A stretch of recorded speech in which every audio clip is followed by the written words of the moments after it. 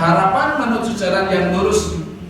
Dengan semua itu engkau akan memperoleh ridho Raja yang agung, yaitu Allah Subhanahu wa Ta'ala, dan selamat dari siksa yang dengan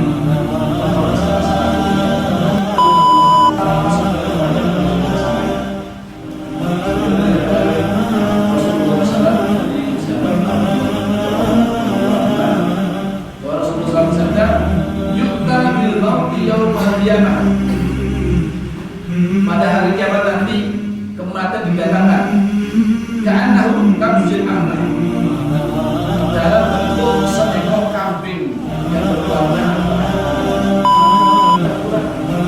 sudah tidak seperti yang pertama tadi. Ketika kehausan minum itu nikmatnya luar biasa. Ketika sudah nanti kap yang kedua itu ya masih nikmat mungkin cepat, sudah berbeda dengan kenikmatan yang pertama. Sampai 13, 14, 15. Benar.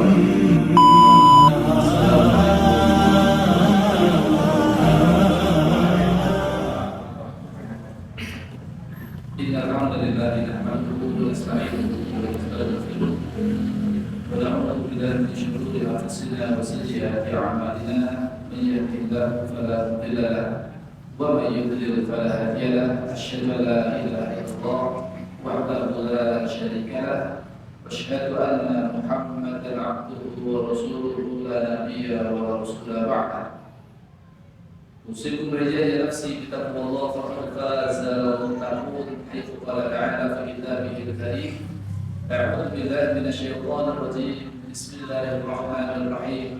Ya ayyuhalladzina amanu taqullaha haqqa tuqatih wa la tamutunna illa wa antum muslimun.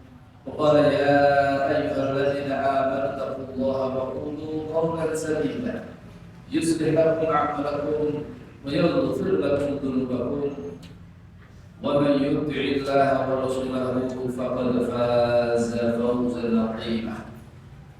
Wa qala Rasulullah sallallahu alaihi wasallam fi hadithihi asy-syarif, ittaqillaha haitsu ma kunta wa atbi sayyi'ata hasanatan tamhuha wa khaliqin nasa bi khuluqin hasanin.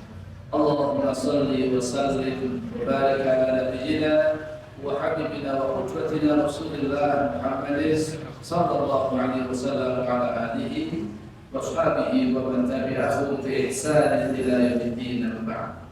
Ma'asyiral muslimin, arsyadani wa arsyadakumullah.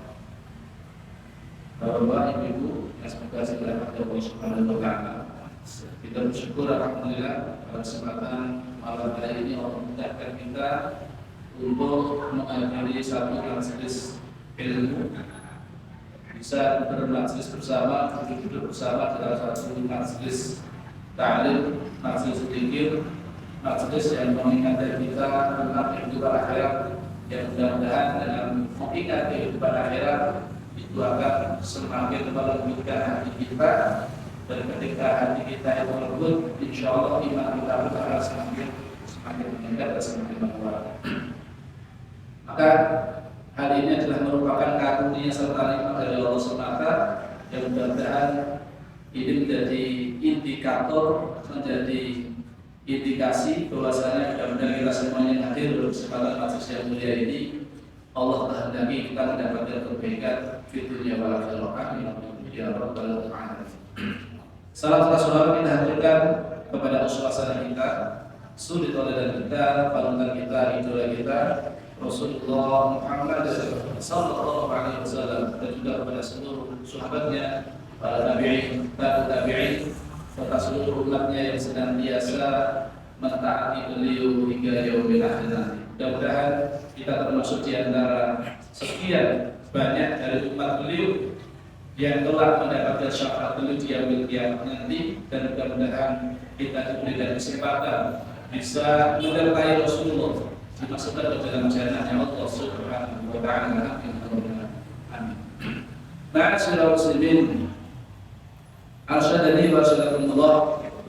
Kita lanjutkan untuk materi kita, kajian kita. Kalau ada pertemuan sebelumnya kita sudah sampaikan, kita pelajari bersama tentang berbagai kemeriah, bentuk-bentuk siksaan yang dialami oleh orang-orang yang dimasukkan harapkan.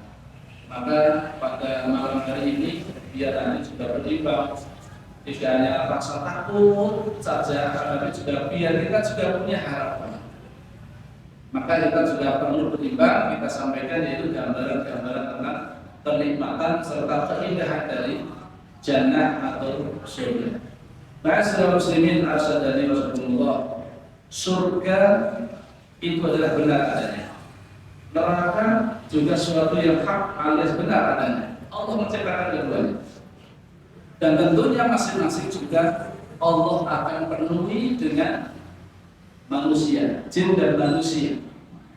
Itu memang sudah Allah tetapkan, ya.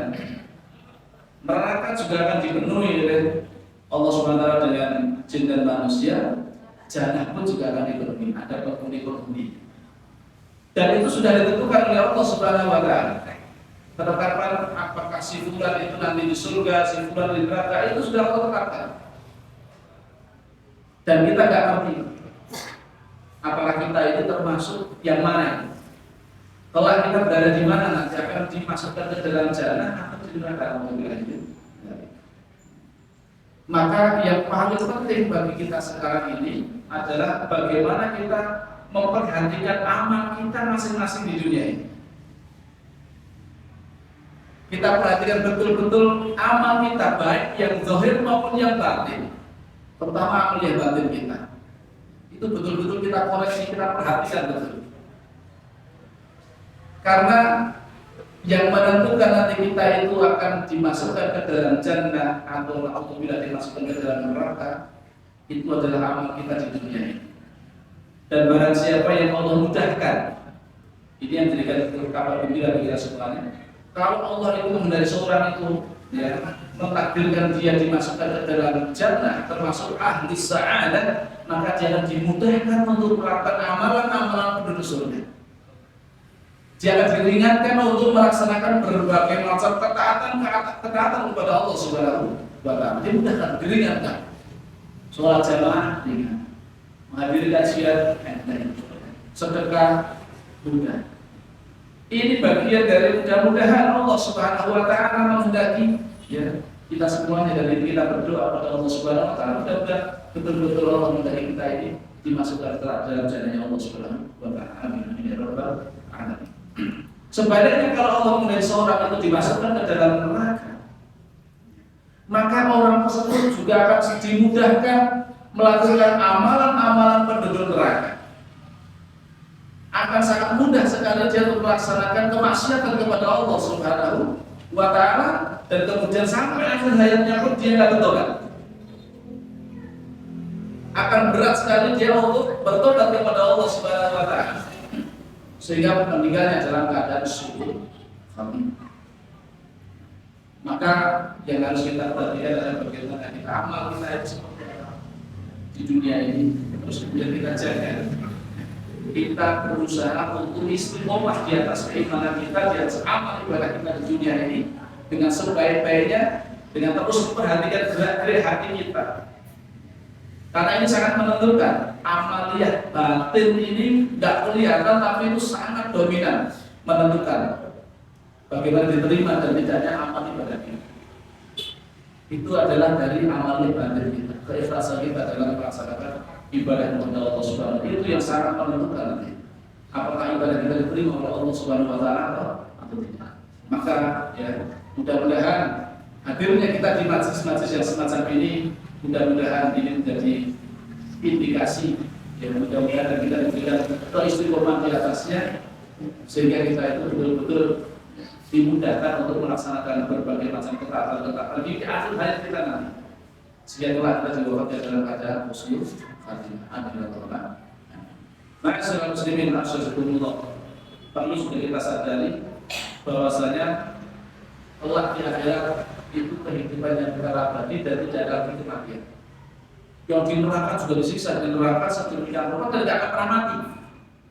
Tidak ada istilahnya barang sejenak, disiksa sedemikian rupa yang harus kita sampaikan.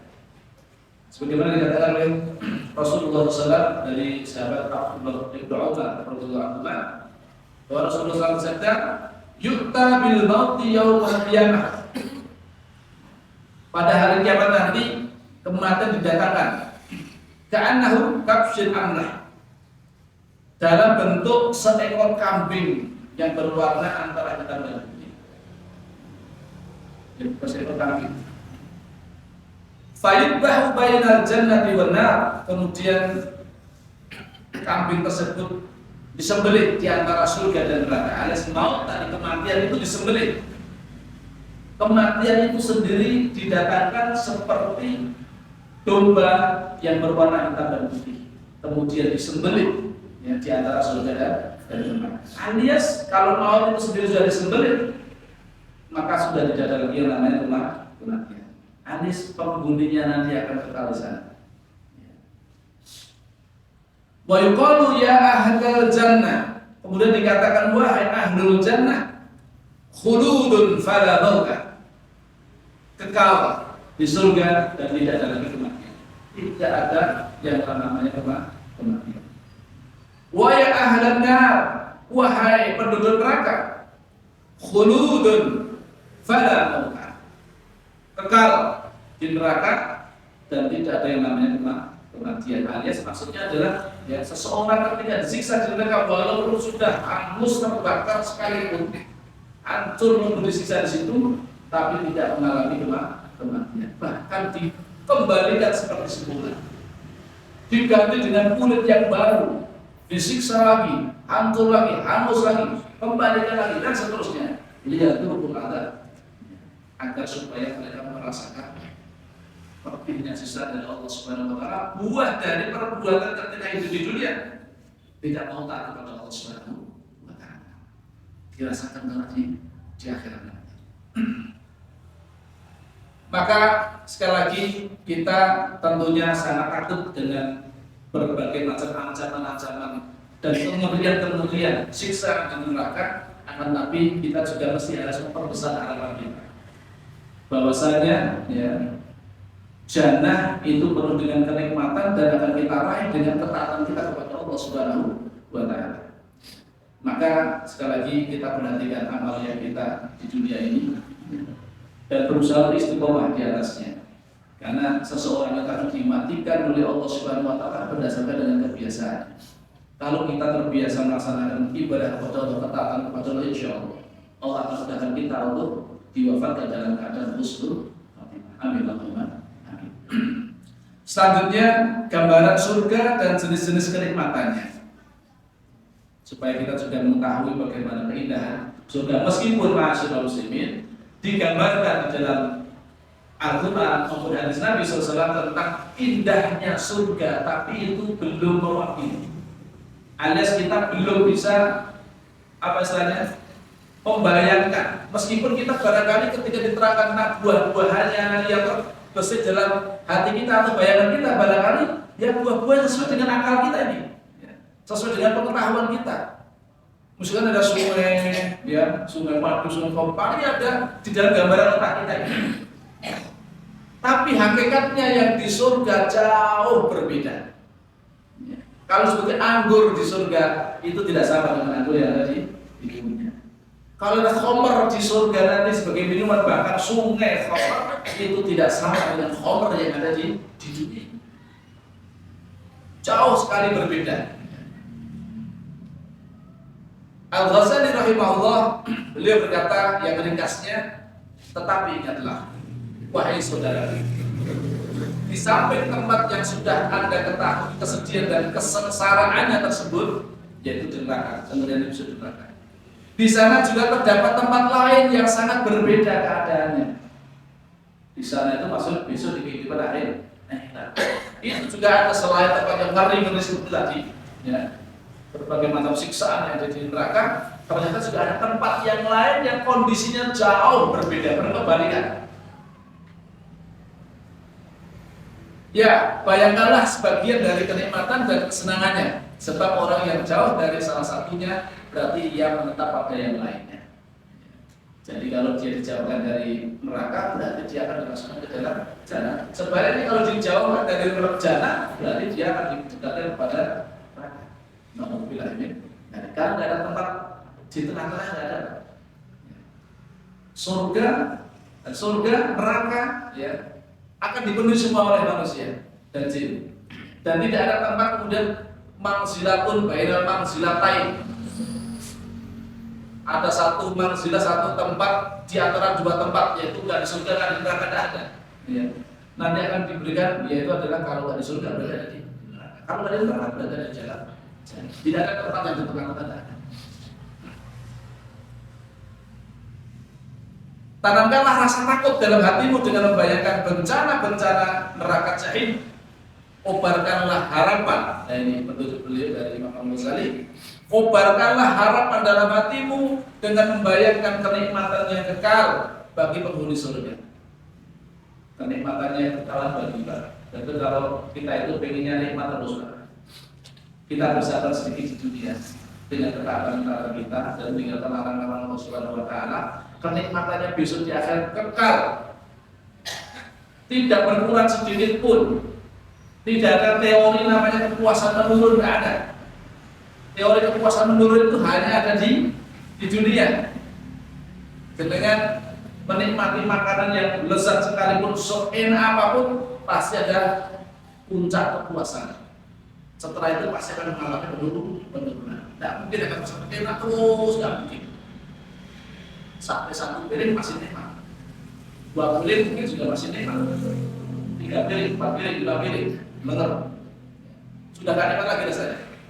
Es teh di siang hari nikmat 1 gelas, 1 cup, nikmat sekali. Ya. Pas solusinya nikmat sekali. Coba 2 gelas, sudah berkurang. Nikmatnya sudah gak seperti yang pertama kali tadi. Ya. Ketika kehausan minum, glek gitu ya, itu nikmatnya luar biasa. Tapi ketika sudah nanti cup yang kedua itu ya masih nikmat mungkin, cepat sudah berbeda dengan kenikmatan yang pertama kali.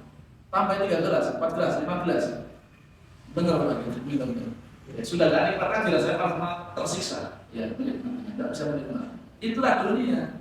Dunia tidak ada kekal. Ya, semuanya sifatnya sementara. Nikmatnya ya sementara. Susahnya pun juga sementara di dunia. Jangan berputus asa. Penderitaan di dunia ini juga sementara. Tidak akan selamanya. Tidak ada orang di dunia itu sengsara terus nangis bendera. Tidak. Yuk kadang-kadang dia juga akan senang, bahagia. Meskipun secara ekonomi mungkin ekonomi paling lemah sekarang itu, dia juga bisa merasakan kesenangan hidupnya. Kadang-kadang juga tertawa, bisa bercanda dengan anak istrinya. Meskipun hidupnya barangkali susah secara ekonomi, tapi tidak mungkin dari itu susah terus nangis terus setiap hari. Tidak. Ada batas waktunya. Paling tidak akan berakhir itu semuanya ketika seseorang meninggal di dunia. Ketika meninggal dunia, penderitaan yang dialaminya di dunia ini akan terputus. Akan tapi ya ada kehidupan yang akan menanti. Ada alam barzakh, kemudian alam akhirat. Dan itulah nanti tempat yang dirasakan akan kekal abadi di dunia sementara lain. Tidak ada yang namanya sementara kesana. Kehidupannya akan kekal abadi. Nikmat ya nikmat terus. Di surga nanti kenikmatan terus menerus. Bahkan dalam riwayat itu dihidangkan seorang itu dihidangkan makanan berbagai macam hidangan di surga itu. Setiap kali menikmati 1 piring hidangan, rasanya nikmatnya seperti belum makan, belum pernah makan itu. Nanti ganti hidangan terus. Itu rasanya masih nikmat sebagaimana kenikmatan yang pertama tadi. Jadi tidak ada kemudian rasanya perkenyangan, kemelokeran tidak ada. Nah di dunia kan ya kemelokeran ya, terlalu banyak itu sudah tidak nikmat. Tapi kalau di sana itu makan sampai dikasih terus berbagai macam aneka macam hidangan di surga itu beraneka ragam, ya, bahkan ribuan piring itu disebutkan ini. Dan itu tidak pernah merasakan yang namanya kemudian kepuasannya menurun, nikmatnya sebagaimana seolah belum makan saja. Ini kenikmatan yang Allah berikan kekal di sana. Itu kalau di akhirat, nikmatnya juga kekal, penderitaannya juga kekal. Sedangkan di dunia, ya seperti ini yang kita rasakan. Ya kadang ya tertawa, kadang ya susah, sedih, menangis. Jadi kadang-kadang kita mendapatkan kelapangan, kadang-kadang mendapatkan kesempitan. Kadang-kadang badan kita sudah siap, tapi ada kalanya suatu waktu kita sudah rasa sakit. Ya begitulah kehidupan dunia. Maka ketika hidup di dunia itu ya kita bagaimana berusaha untuk bersabar. Modal kita ini kan sebenarnya dua yang diajarkan Rasulullah SAW. Modal hidup kita dunia agar kita tenang hidup kita itu cuma dua sebetulnya. Satu, ketika dapat nikmat jangan lupa bersyukur. Yang kedua, kalau dapat ujian, musibah, kesempitan hidup, ada masalah problematika, sabar. Itu sudah kuncinya sudah itu. Teorinya mudah, tinggal prakteknya. Teorinya mudah, banyak para asatid yang sudah menyampaikan ini. Kita cuman untuk mempraktekannya itu tidak semudah teorinya, tidak seindah teorinya. Betul-betul butuh perjuangan itu. Ada usaha, ada latihan, ya terus menerus. Latihan sabar itu, namanya sabar itu nggak bisa simsalabim, ya tiba-tiba langsung sabar, nggak bisa begitu. Tapi apa? Butuh proses. Mulai dari hal-hal yang kecil-kecil, sesuatu yang tidak sesuai dengan harapan kita, apa yang kemudian kita sikap kita marah atau bagaimana? Kan banyak kadang-kadang tidak sesuai dengan harapan kita, tidak sesuai dengan ekspektasi kita, gitu. Kadang kita marah dengan kondisi, kita marah dengan keadaan, karena tidak sesuai dengan keinginan kita. Lalu kita marah, ya kadang-kadang alhamdulillah kita mencelakakan Allah Subhanahu wa Ta'ala. Padahal itu semua sudah Allah takdirkan, Pak. Yang sudah terjadi itu takdir Allah, ketentuan dari Allah Subhanahu wa Ta'ala. Ya sebagai seorang yang beriman akan husnudzon billah. Kalau dia mukmin sejati, kalau dia mendapatkan nikmat, maka dia akan lupa bersyukur. Alhamdulillah. Dia gunakan nikmat itu untuk ibadah kepada Allah Subhanahu wa Ta'ala. Ini orang-orang yang beriman. Dan akan semakin ditambah nikmat itu dari Allah Subhanahu wa Ta'ala. Itu dari Allah Subhanahu wa Ta'ala. Maka baik bagi orang yang mukmin itu. Fakana khairun lahu. Sebaliknya kalau ditimpa dia musibah, kesulitan, kesempitan, dia bersabar. Dia berhusnudzon kepada Allah. Allah memberikan saya ujian sakit, ujian kesempitan hidup dan lain sebagainya. Bisa jadi Allah menghendaki untuk menghapus dosa-dosa saya. Tidak ingin saya itu sudah sengsara besok di akhirat, makanya sudah diberikan sakit, sehingga dengan sakit itu mudah-mudahan dosa-dosa saya itu berguguran. Kan begitu hadisnya. Ada seorang mukmin itu kalau tertusuk duri saja, maka itu bisa menggugurkan dosanya. Maka ketika kita diberikan ujian-ujian seperti itu, ya sabar. Ya. Ini takdir Allah, kita berhusnudzon billah, kita mengharap pahala dari Allah. Itu lebih menenteramkan jiwa, lebih menenangkan hati. Itulah kebahagiaan sesungguhnya. Kalau kita nggak cemas, nggak khawatir, nggak takut, ya, itu bahagia hidup kita, tenang dari situasi. Semuanya dikembalikan kepada Allah Subhanahu wa Ta'ala. Itu kita hidupnya akan tenang dan damai. Maka sekali lagi bahagia itu Allah berikan kebahagiaan itu, ya. Adil, Pak. Jadi bahagia itu tidak hanya dimiliki oleh para penguasa, tidak dimiliki oleh orang-orang kaya saja, tidak. Banyak orang penguasa, orang-orang kaya pas stres. Akhirnya pas itu hidupnya tak tenang, hidupnya tak bahagia. Kayak mata jalan-jalan di Nepal itu gimana?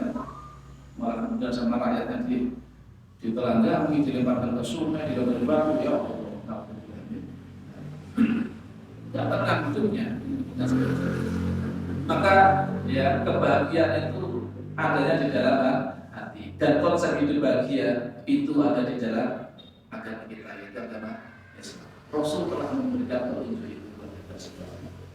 Cuma dua modalnya, yaitu apabila kita mendapatkan nikmat kita bersyukur, kalau mendapatkan musibah, kesempitan, kesulitan kita bersabar. Kalau Ibnu Qayyim menambah satu lagi, apabila kita berbuat dosa, terlanjur berbuat dosa, maka beristighfar. Dan kita itu pasti banyak dosa yang lain. Namanya manusia itu pasti banyak dosa. Namanya sudah manusia. Manusia kakian dosa. Manusia yang manusia kakian dosa. Pasti seperti itu, Pak. Ya. Manusia kita itu tidak akan pernah luput dari namanya salah dan dosa yang pasti. Baik di siang hari maupun di malam hari itu terjadi. Maka solusinya ada Allah Subhanahu wa Ta'ala. Allah berikan ampunan bagi orang yang mau minta ampun. Maka perintah Allah itu kan fastaghfiruni, mintalah ampun kepadaku, aghfir lakum, maka aku ampuni dosa kalian. Yang penting kita mau istighfar, kita mau minta tobat kepada Allah Subhanahu wa Ta'ala, minta ampunan kepada Allah Subhanahu wa Ta'ala. Yang paling penting itu Allah akan berikan ampunan sebanyak dosa apapun yang kita lakukan. Ibadah dosa sundul langit sekalipun kalau kita itu minta ampunan kepada dengan sungguh-sungguh, Allah itu ampunannya lebih luas. Rahmat Allah itu lebih luas daripada murkanya. Maka jangan segan-segan kita senantiasa segera kembali kepada Allah Subhanahu wa Ta'ala. Dan ini kunci kebahagiaan kita.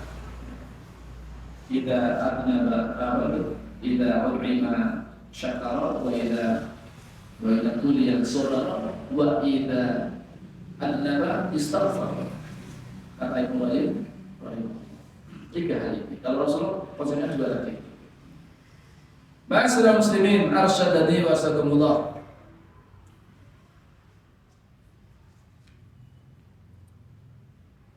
Arahkanlah dirimu dengan seperti ketakutan terhadap siksa neraka tadi maksudnya. Pandulah ia dengan tali kekang harapan, tapi kita jangan larut dalam ketakutan terus. Maka perlu kita kuatkan dengan harapan. Jadi kita itu jangan sampai jomplang. Kita itu harus seimbang. Namanya ada apa sebenarnya? Pilar-pilar ubudiyah itu tadi disebutkan ada tiga. Satu adanya khauf, kemudian ada roja, kemudian ada satu lagi ada mahabbah. Ada tiga, cinta. Itu harus seimbang. Kalau digambarkan ini seperti burung, dua sayapnya burung itu, nah sayap punya dua sayap. Coba kalau sayapnya cuma satu gimana? Terbangnya gimana? Miring, atau mungkin nggak bisa terbang ya? Kalau cuma satu, dan burung pasti punya kepala, gitu Pak, yang mengarahkan dia mau terbang kemana. Coba kalau ada nggak burung nggak punya kepala? Ada Ustaz, burungnya sudah sembelih, tapi nggak bisa terbang, nggak bisa terbang. Maka digambarkan dengan burung itu, dua sayapnya itu kanan kirinya itu adalah adanya harapan dan ada rasa takut. Ada yang namanya roja, kemudian khauf. Ini untuk mengepakkan sayapnya. Seimbang ini Pak. Gak boleh dering salah satunya. Kalau nanti salah satunya putus, ya Anda akan miring. Ya. Maka harus seimbang antara rasa takut kita khawatir, jangan-jangan kita selama ini ibadah belum diterima oleh Allah. Jangan-jangan dosa saya selama ini sudah membunuh tidak diampuni oleh Allah Subhanahu wa Ta'ala. Jangan-jangan ya kita khawatir nanti kalau mendapatkan suul khatimah. Ada rasa takut. Jangan-jangan nanti saya dimasukkan ke dalam neraka. Aku bilahin dari itu menjadikan kita itu semakin takut. Tapi jangan berlarut hanya itu saja. Tapi imbangi juga dengan harapan biar seimbang. Kita juga punya harapan, kita punya Allah. Yang Allah Maha Pengampun, mengampuni segala dosa-dosa kita. Allah Maha kasih sayang.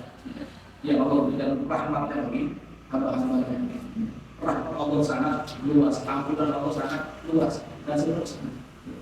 Kita punya harapan mudah-mudahan di antara sekian amal yang kita lakukan itu ada dirahmati oleh Allah Subhanahu wa Ta'ala, ada diterima oleh Allah Subhanahu wa Ta'ala. Maka sebetulnya fokus kita dalam beribadah itu bagaimana agar ibadah yang kita lakukan itu diterima oleh Allah Subhanahu wa Ta'ala. Meskipun amal itu kelihatannya kecil. Jangan pernah kita meremehkan yang namanya amal. Meskipun itu kelihatannya remeh, kelihatannya kecil.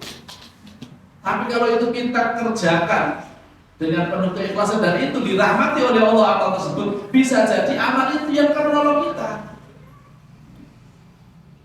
Kan ada kisahnya seseorang yang sudah minum seekor anjing, ya, yang dengan itu Allah dengan rahmatnya mengampuni dosa-dosa dan akhirnya masuk ke dalam surga. Amalnya kelihatannya sepele, memberi minum seekor anjing yang sedang kehausan. Ada riwayat itu laki-laki, ada riwayat yang lain adalah seorang wanita bersusila. BTS-nya Bani Israel pada waktu itu. Memberi minum seekor anjing yang kehausan. Ada memberikan sepotong roti, ya, kepada orang yang kelaparan. Ternyata amalan itu besar sekali di hadapan Allah Subhanahu wa Ta'ala. Maka kita jangan sampai meremehkan amal-amal yang kecil-kecil. Jangan kita remehkan. Bisa jadi amal-amal yang itu yang kita remehkan, malah justru itu yang diberkahi yang dirahmati oleh Allah Subhanahu wa Ta'ala. Maka kita punya harapan mudah-mudahan di antara sekian banyak amal yang barangkali sudah kita kerjakan, mudah-mudahan ada yang dirahmati oleh Allah, mudah-mudahan ada yang diterima oleh Allah Subhanahu wa taala. Karena amal yang diterima itu yang akan bermanfaat bagi kita. Meskipun amal itu hanya sedikit, meskipun amal itu hanya kecil, tapi kalau diterima itu akan bermanfaat bagi kita.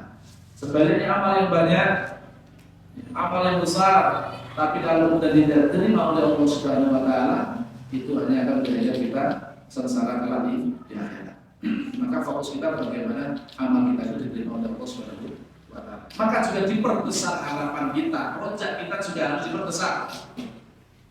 Dan itu semuanya dipandu dengan al-hub, yaitu kecintaan itu yang memandu. Ya, kita ibadahnya mau kemana nih? Kepada Allah Subhanahu wa taala. Kita tujukan arah ibadah kita, yaitu yang memandu dalam mahabbah kita kepada Allah Subhanahu wa taala. Mencari ridha Allah, mencari yaitu rahmat dari Allah Subhanahu wa taala. Ini yang mesti harus kita lakukan. Pandulah ia dengan tali kekang harapan menuju jalan yang lurus. Dengan semua itu engkau akan memperoleh ridho Raja yang agung, yaitu Allah Subhanahu wa taala, dan selamat dari siksa yang pedih. Dengan memperbesar rasa takut kita kepada Allah, takut terhadap siksa-siksa Allah, tapi juga di sisi yang lain kita juga memperbesar dengan harapan-harapan kepada Allah Subhanahu wa taala. Dan itulah yang benar seperti ini. Bayangkanlah penghuni surga. Kita bayangkan bagaimana surga, penghuni-penghuninya, yang pada wajah-wajah mereka terdapat kilau kenikmatan. Dari wajah mereka nampak kesenangan, kenikmatan. Tidak ada sedih sama sekali. Karena muka seorang itu kelihatan ini sedang senang, sedang susah, kan saya tidak lagi. Bisa ngerti ya. Nah, agar kamu sembuh, agak susah kan. Mau karena jadi lunas. Lumayan oleh tanah bawah, gitu, tagihan, SPP, anaknya bayar. Mukanya susah. Tapi kalau pas lagi dapat ibadah cerah wajahnya, berseri-seri, kan kelihatan. Nah, penduduk jannah nanti juga begitu, kelihatan. Wajah-wajah mereka berseri-seri, nggak ada napas sama sekali, kesedihan, kesusahan sama sekali nggak ada. Wajah-wajah mereka itu berseri-seri, penuh dengan kenikmatan. Mereka diberi minum khamr. Ini kalau penduduk Arab dulu kan pecinta khamr sebelum dilarang keras ini. Makanya adalah khamr itu langsung gitu kan, langsung betul-betul terpukau. Kalau kita kan sudah terbiasa tidak minum khamr. Kalau kita minum yang seger banget, jus atau es lele atau apa yang bagi kita itu nikmat sekali. Itu bayangkan, kita bayangkan nikmat itu.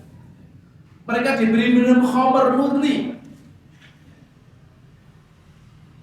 sambil bertelekan di atas dipan-dipan yang diletakkan di tepi sungai-sungai yang mengalir khamr dan madu.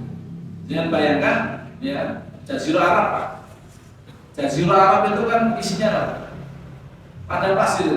Padang pasir, panas, gusar, banyak tanah-tanah. Ini kok ada sungai mengalir, ya? Kayak sungainya sungai khamr lagi.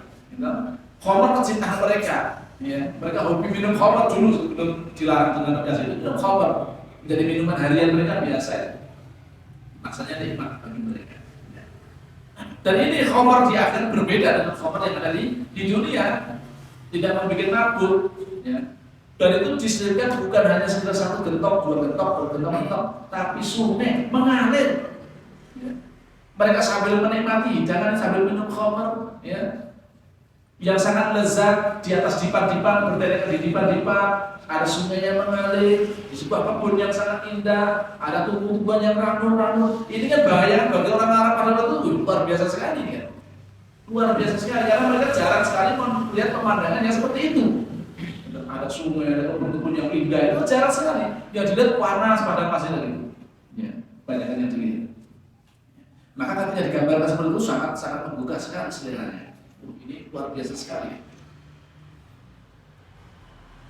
Mereka dikelilingi pelayan-pelayan dan bocah-bocah kecil yang berhiaskan bidadari yang cantik jelita. Masya Allah. sambil dilayani, ada yang melayani, yang minum, yang masya Allah, bahkan raja betul dilayani dengan kok masya Allah, dilayani oleh para pelayan-pelayan, bocah-bocah kecil ya, yang menyenangkan ya pandangan para bidadari-bidadari yang cantik cerita gitu. Ibu bagaimana nanti yang dibawa ini?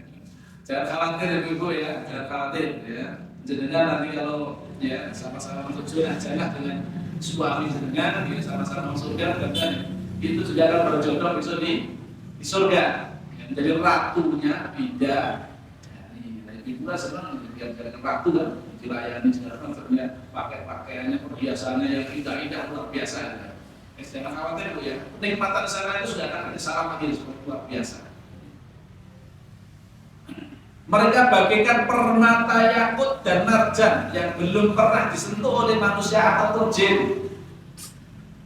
Tak pernah disentuh oleh siapapun, luar biasa. Disediakan ujian, alul jannah, amin amin ya rabbal alamin. Mereka terbebas dari masa tua, nggak pernah tua.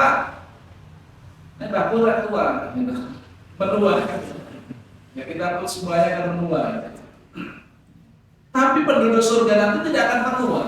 Ya. Tidak akan ada lagi yang namanya ya tua. Belum ada otomatis juga tidak ada lagi. Tidak ada yang namanya letih, payah, susah, capek, tidak ada capeknya. Gitu. Tidak ada yang namanya makan sampai kekenyangan, tidak ada. Kekenyangan itu kan sebuah kekurangan. Gitu. Karena kekenyangannya sakit apa? Dengan makan, saking enaknya belum sampai kemlek-kelek. Saking banyaknya makanan dimasukkan dalam perut gitu. Itu rasa sakit malah dia enak, mau tidur tidak enak, jalan perlu sakit luar biasa. Kalau kebanyakan nggak enak rasanya, itu kekurangan. Di surga nggak ada begitu, nggak ada namanya kekenyangan, nggak ada.